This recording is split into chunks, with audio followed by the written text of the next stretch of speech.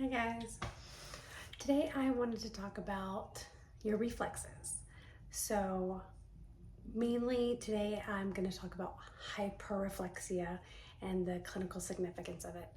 So basically when you have your increased reflexes, so when we're going around and we're checking reflexes, and I mean deep tendon reflexes specifically, what that can indicate, so the hyperreflexia can indicate damage to your brain and spinal cord, otherwise your upper motor neuron, so your central nervous system. So things that can cause hyperreflexia, that could be strokes, cerebral palsy, multiple sclerosis is very common in our younger people, 20s and 30s. I often see even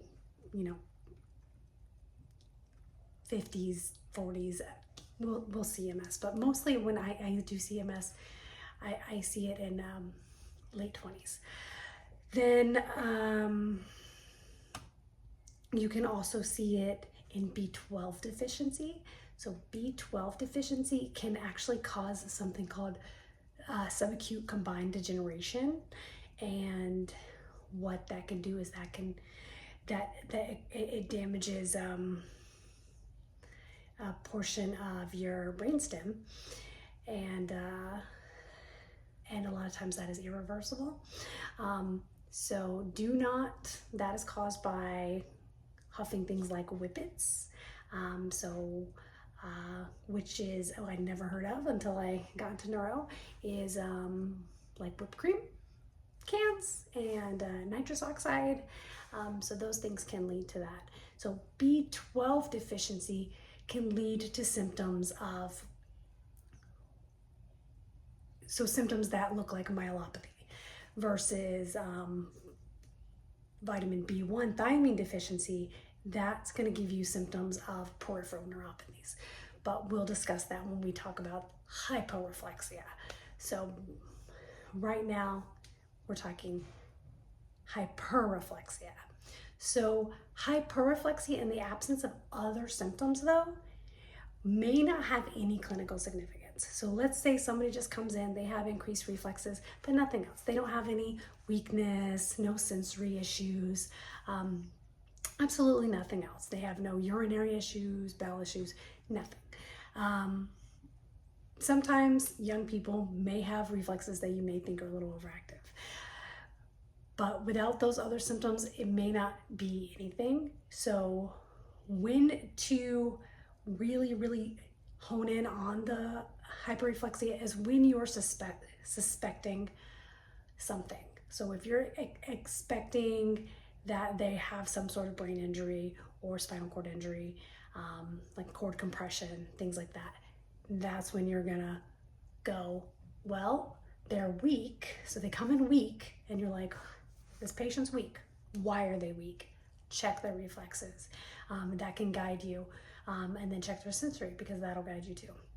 Because certain types of sensory, peripheral, the reflexes are gonna make you look towards things that are affecting the brain and spinal cord. So when somebody comes in and they're weak and they're like, oh my gosh, I feel very stiff. So things that affect your brain and spinal cord, they cause hyperreflexia, but they can also cause increased tone. And I don't mean I can see your abs kind of tone. I mean, like when I'm like, let's say I'm moving your muscles and it's real hard to move, I go, whoa, they have increased tone. And so that increased tone, when I move your legs and they're just kind of really stiff feeling, increased tone. So that I would document, and in the setting of also hyperreflexia, and based on where the symptoms are is where I'm gonna look. Okay, so if you're like starts in the arms, I'm gonna look C-spine up, because symptoms, they flow down. So brain, basically that could affect really anything.